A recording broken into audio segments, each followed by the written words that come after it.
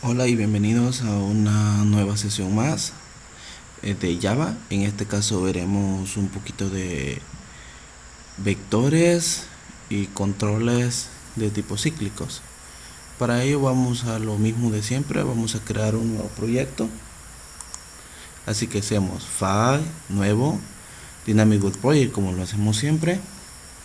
Y creamos el nombre de nuestro proyecto. En este caso nuestro proyecto se llamará vectores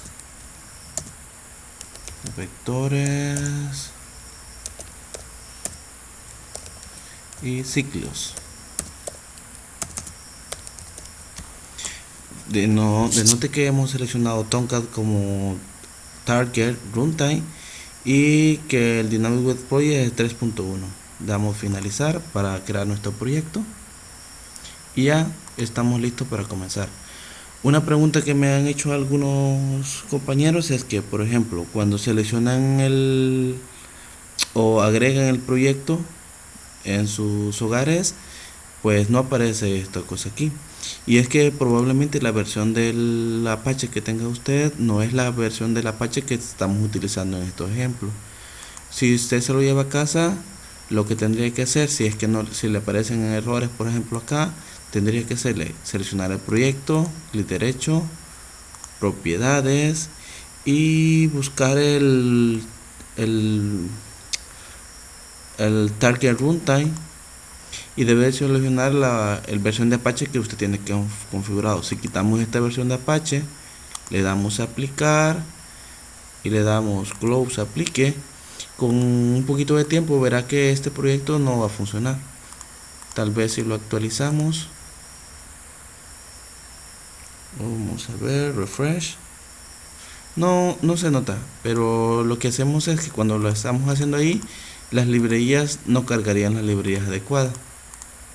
Para que no note ese error, nuevamente hacemos lo que ya debería de estar, clic derecho, propiedades, target runtime y seleccionamos la versión del Apache que deseamos, le damos a aplicar y aplicar close. Bueno, ahora sí, a los que nos trajo. Vamos a crear sobre el web context nuestro archivo index, así que aquí de nuevo, JSP, y le decimos index para crear nuestro index, como hemos hecho toda la vida. Pero antes de empezar a explicar un poquito de esto, vamos a valernos de una gran herramienta llamada Py, que posteriormente va a desaparecer, pero por aquí la tenemos. Anteriormente ya creamos variables, pero recuerda que una variable es como una cajita donde yo puedo almacenar un valor, y a esa cajita primero le definimos un tipo.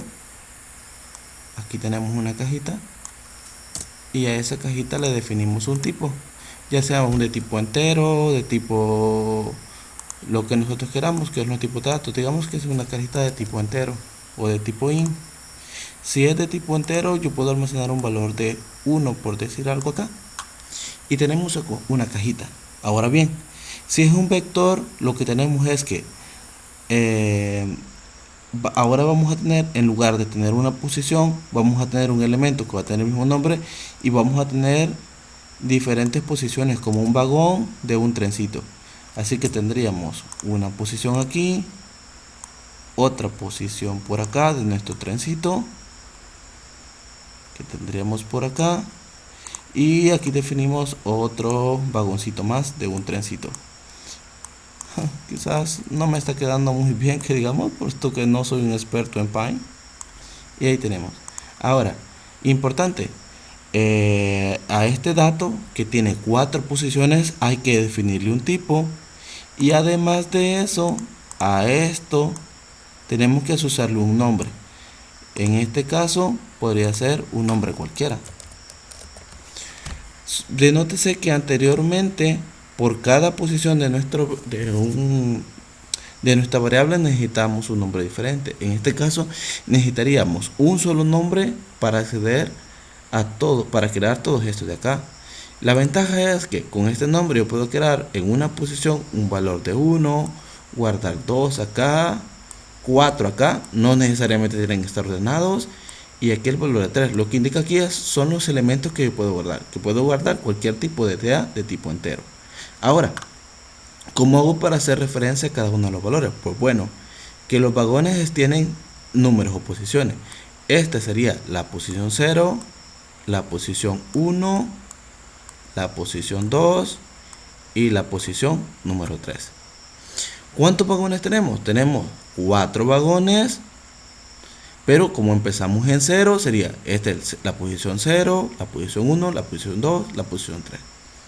Dicho esto, veamos un poquito de práctica y hagamos esto. Vamos a comenzar con los vectores. Para ello, nuestra sintaxis va a ser la siguiente. Como he definido un tipo primero, un nombre, en este caso le vamos a poner, por ejemplo, números que tenemos acá. Y para crear un vector tenemos que definir aquí el eje. Esta sería la dimensión del vector. Como estamos definiendo nada más un paréntesis, unas llavecitas aquí, estamos diciendo que va a tener una dimensión. Y para crear el vector le decimos new de tipo entero, y por acá tenemos que decirle de cuántos espacios queremos el vector. Como el ejemplo anterior habíamos definido 4 espacios, así que le ponemos 4. Si estoy diciendo que quiero un trencito que se llame número o números en plural, porque voy a guardar varios, y voy a necesitar 4 espacios, pero los 4 espacios empezarían desde el índice 0. Ahora, para llenar nuestros vagones de nuestro trencito que se llama números, le diríamos así, números, en la posición 0 donde empieza asignamos un valor de 1. ¿Ve? Vamos a hacer lo mismo para los siguientes vagones. Sería en la posición 2 asignamos un 2. En la posición, aquí sería 1, aquí sería 2. Aquí habían dicho que era 4. Y en la última posición vamos a decir, en la posición 3, vamos a decir que es 3. Vea y denote usted. Aunque hemos puesto 4 acá, como los índices comienzan en 0, llega hasta 1 menos. Ahora, para mandar a imprimir algún valor de estos en la pantalla, vamos a valernos de la función oal.println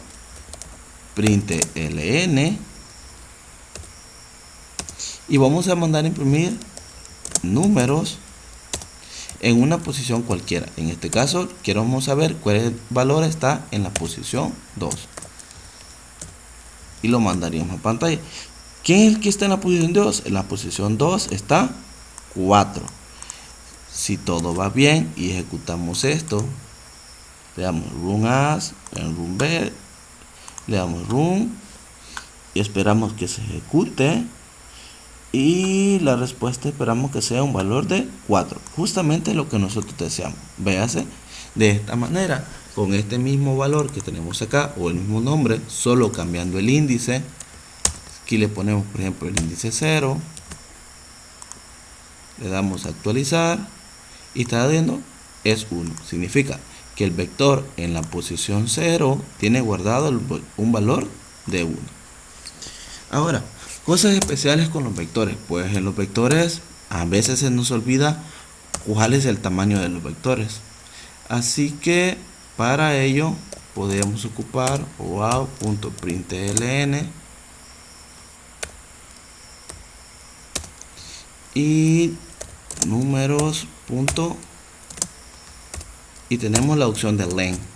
¿Qué significa len? Pues len es dimensión o el tamaño del vector. Si vamos a la pantalla, le damos a actualizar y le vamos a poner un br por acá, nada más para que, lo que vamos a hacer es concatenar aquí.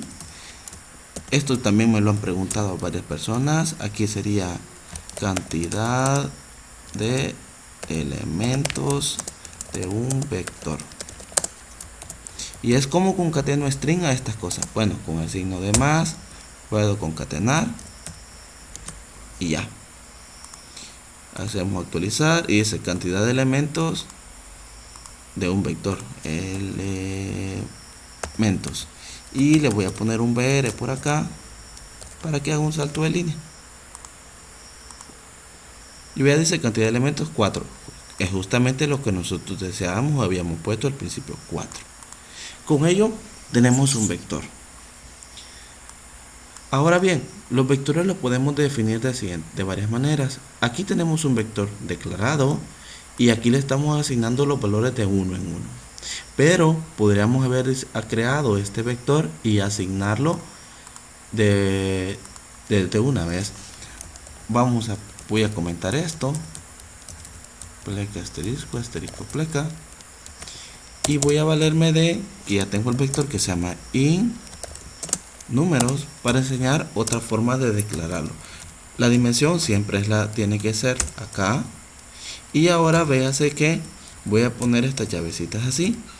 Y aquí ya estoy definiendo un vector, solo que una vez que lo estoy definiendo lo voy creando. Así que voy a poner en la primera posición un valor de 1, el otro tiene 2, en el otro tiene 4 y en el otro tiene 3. Así. Y véase que aquí no he definido de qué tamaño necesito el vector y no estoy asignando acá. ¿Qué me he quitado? Me he quitado 1, 2, 3, 4 líneas de código y se ha hecho más corto.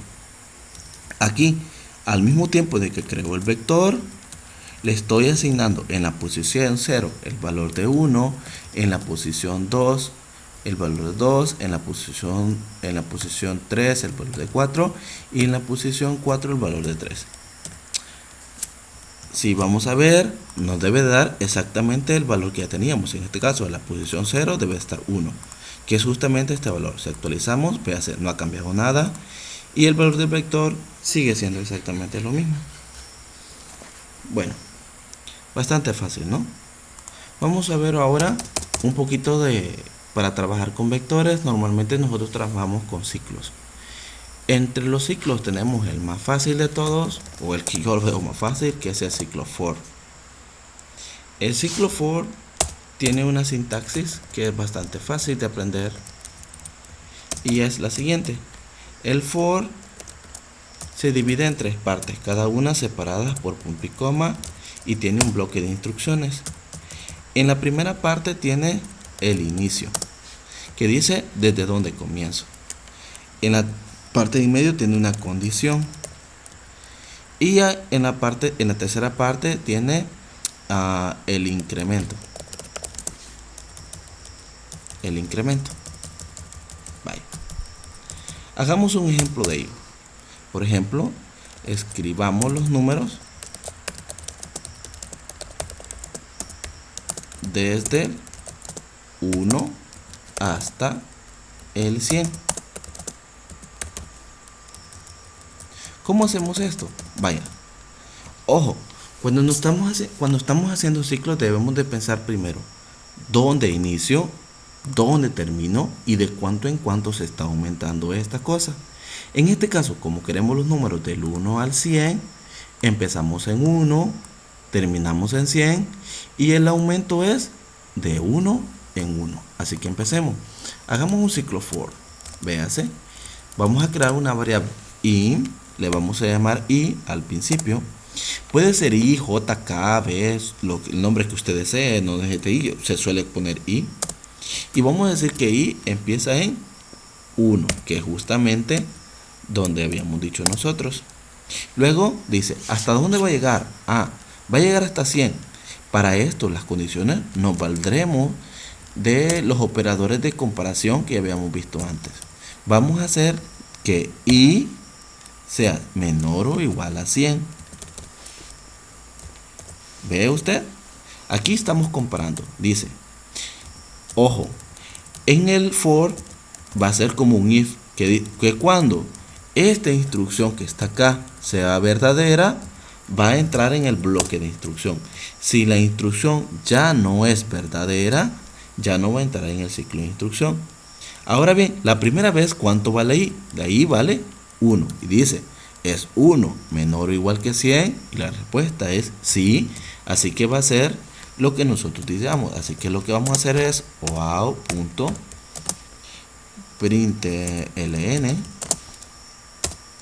y lo que vamos a poner es primero un espacio, PR. Y le vamos a concatenar el valor que tiene I. ¿Y cuánto vale?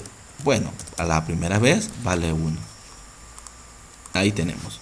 Pero no hemos terminado de hacer nuestro ciclo for. Ahora bien, con nuestro ciclo for, que lo tenemos de esta manera.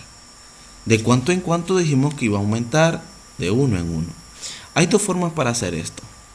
Y es utilizar los operadores de unarios, que ya lo hemos visto, que decía, primero se escribe la expresión y después lo aumenta, o utilizar un cálculo normal. En este caso vamos a hacer I más más.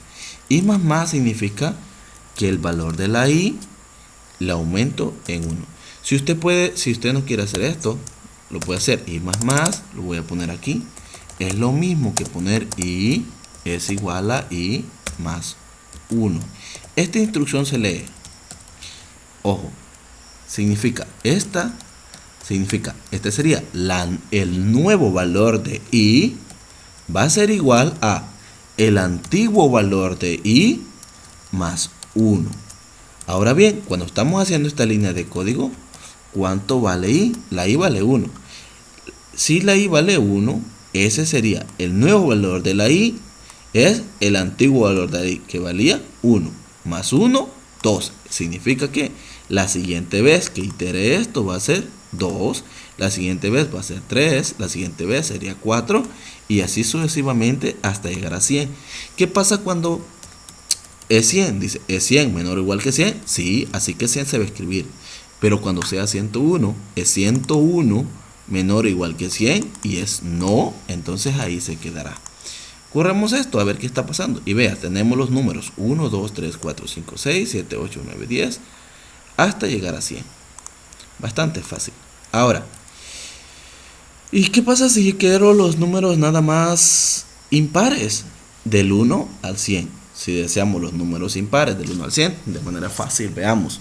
El primer número impar es 1. El siguiente número impar es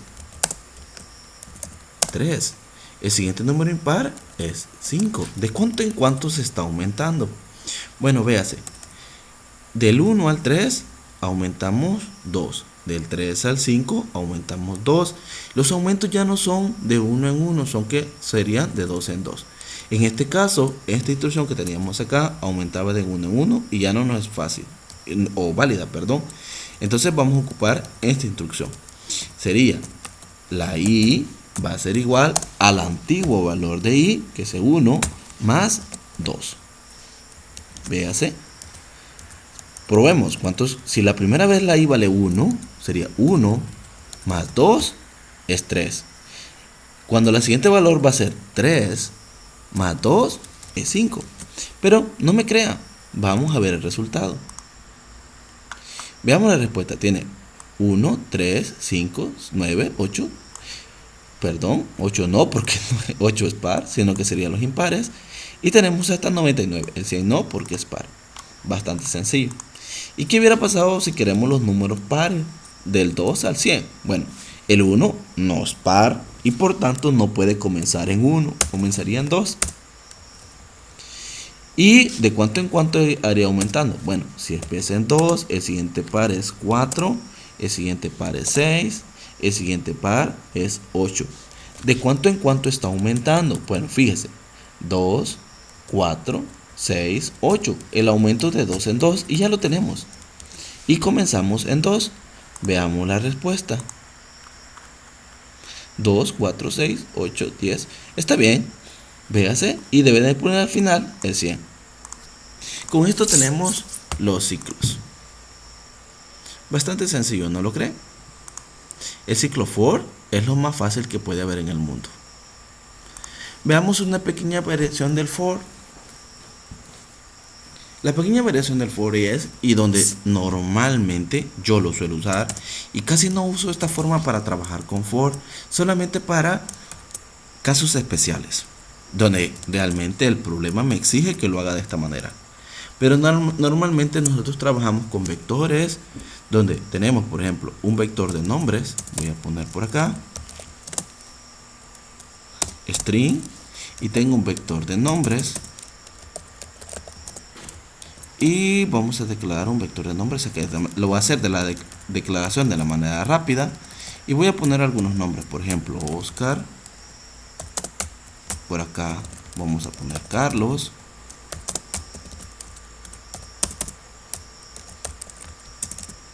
Víctor y por último un nombre de una señorita, Elsie. Aquí tenemos un vector de nombre.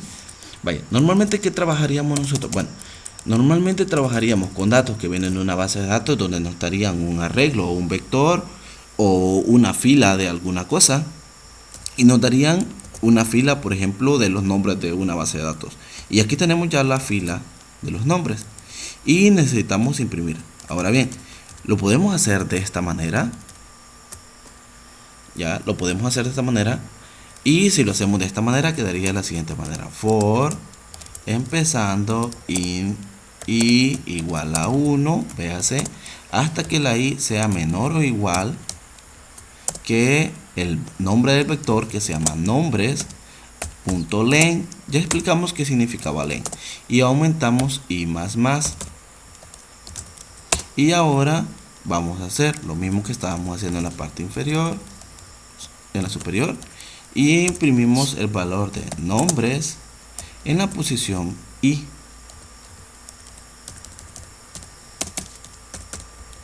Ok, comentaré esto también porque no quiero que me esté saliendo esa gran cantidad de números.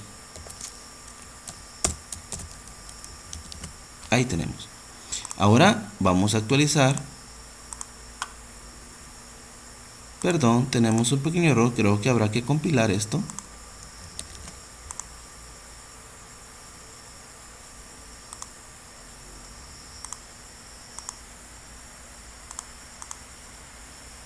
Oh, sí, bueno, ya sé qué nos está pasando. Nos estamos pasando en el valor. ¿Por qué habíamos dicho esto? Bueno, sencillo. Cuando ponemos len, nos da, recuérdense que el índice es 0, 1, 2 y 3. Pero cuando nos da len, nos está dando uno más, que nos está dando 4. Y yo estoy poniendo el signo de igual, entonces estoy considerando el 4. Ya no lo quiero considerar. Y como no lo quiero considerar, ya no estaríamos llegando al 4, sino que estaríamos llegando hasta el 3. Y vea, eso era el error que estaba pasando. Los nombres son, por aquí teníamos, acá.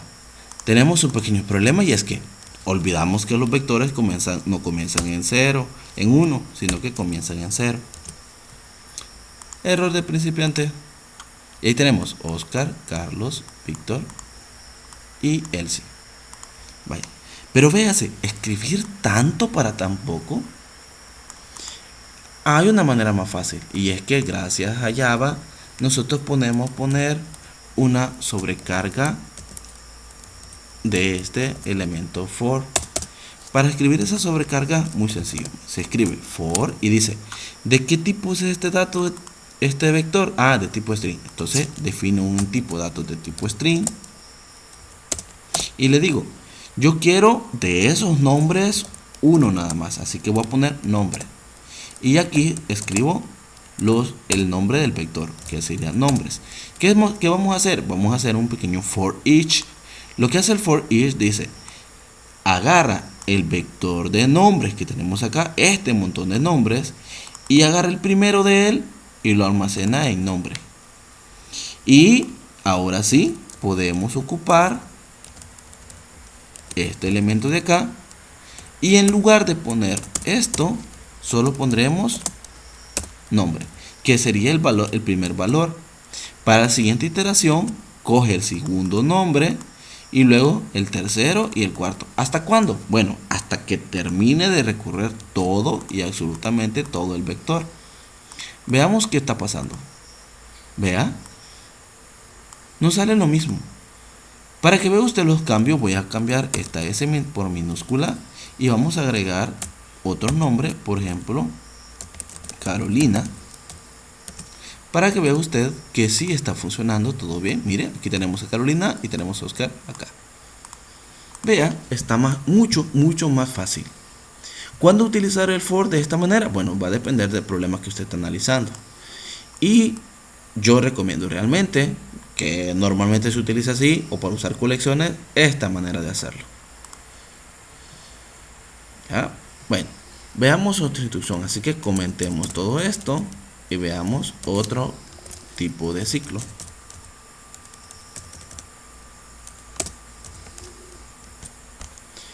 Otro tipo de ciclo es el ciclo while. While es conocido como mientras. Y la instrucción va a ser la siguiente. Su forma de utilizar es la siguiente. While, una condición y la acción.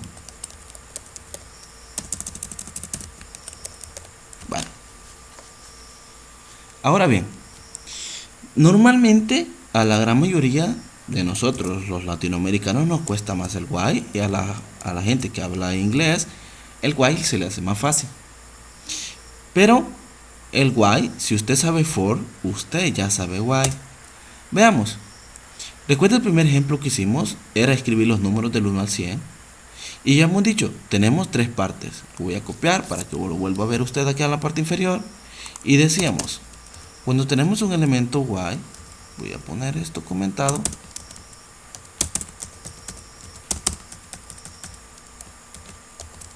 Decíamos nosotros, cuando teníamos un for teníamos inicio, condición e incremento. Bueno, cuando tenemos un while, cuando tenemos un for teníamos esto. Cuando usamos un while tenemos lo mismo. Tenemos while, miren. Y ahora el inicio ya no va acá, sino que el inicio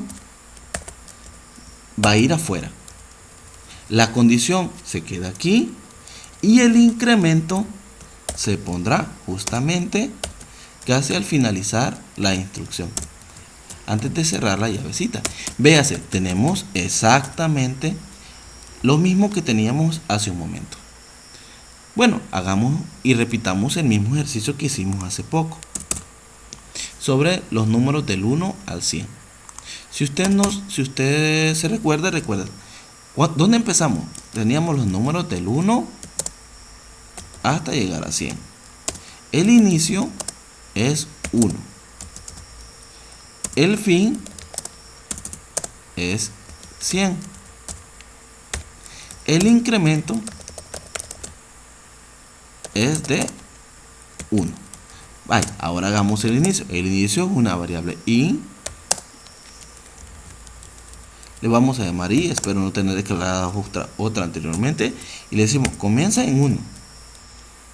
¿Estamos bien? Ahora, while, condición. Ahora decimos, va a ser siempre que i sea menor o igual que 100. Véase. El incremento, que era el i más, lo vamos a poner justamente aquí, antes de terminar. Y aquí, en esta parte, vamos a hacer lo mismo. Aquí mandaríamos a imprimir, o lo que nosotros decíamos, el println. Y creo que lo teníamos en la parte superior, que era justamente esto. Pero no, era esto. Para hacerlo más rápido. Y mandamos a imprimir el valor de i. Vea. Si nosotros ejecutamos esto, tenemos, mire, 1, 2, 3, 4, 5, 6, 7, 8, 9, 10, hasta 100. Si queremos los impares, recordar, el incremento ya no es de 1, sino que es de 2 en 2, así que sería igual, la nueva i es la antigua i más 2.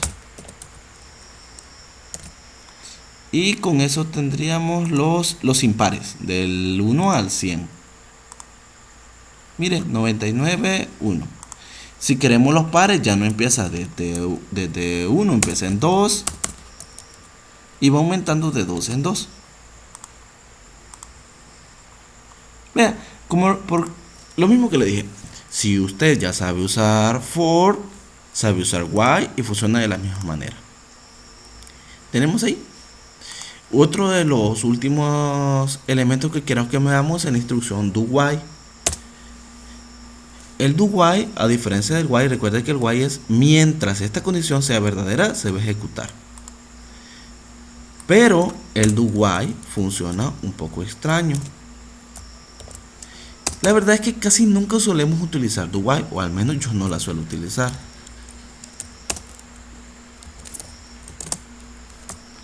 El do while es de la siguiente manera. El do while es lleve el incremento, pero fíjese un pequeño detalle. Es que la condición la lleva al final. Vamos a hacer lo mismo. Vamos a poner y sea menor o igual que 100. La condición la lleva acá. El incremento lo vamos a... donde inicia lo ponemos al inicio. Y aquí al final vamos a poner el incremento. Y más. Perdón. Y más. Ahí tenemos. Estamos haciendo, replicando el mismo ejemplo. Nos faltó el valor de la i.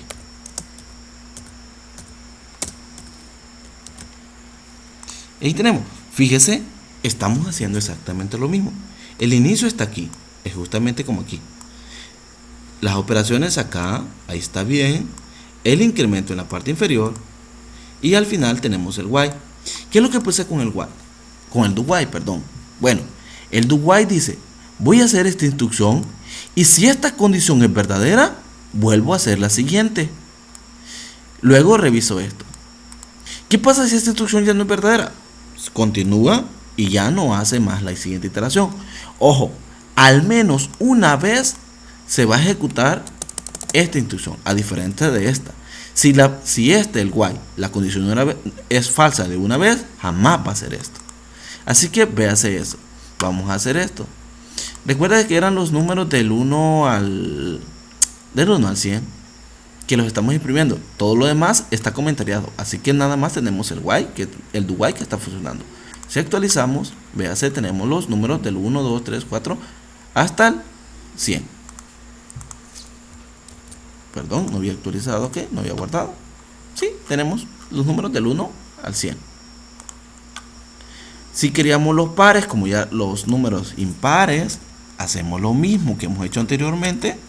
Véase, serían los impares del 1 al 100. Véase. Bueno, ¿y cuál es la gran diferencia? Véase qué pasa si yo aquí, por ejemplo, ya no lo voy a poner menor, sino que mayor. Y aquí voy a dejar aumentando de 1 en 1. ¿Qué estoy diciendo aquí? Mire, voy a imprimir esto de acá siempre y cuando la i sea mayor que 100. Ahora, denote usted, ¿cuánto vale la i? La i vale 1. Cuando pasa por aquí, la i se aumenta y la i va a valer 2. Y ahora pregunta, ¿es 2 mayor que 100? Y eso es falso. 2 no es mayor que 100. Pero veamos qué nos da de resultado esto. Y vea, nos dio 1. ¿Por qué? Porque al menos una vez se ejecutó esta instrucción.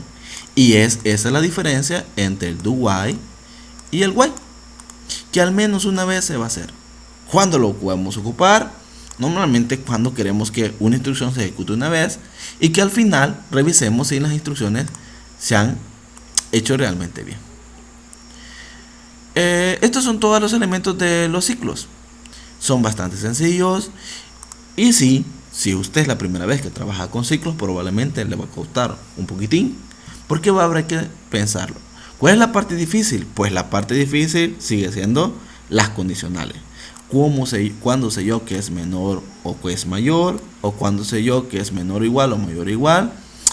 Nada más es de repasar los ejercicios anteriores de condicionales y pensarlo a detalle.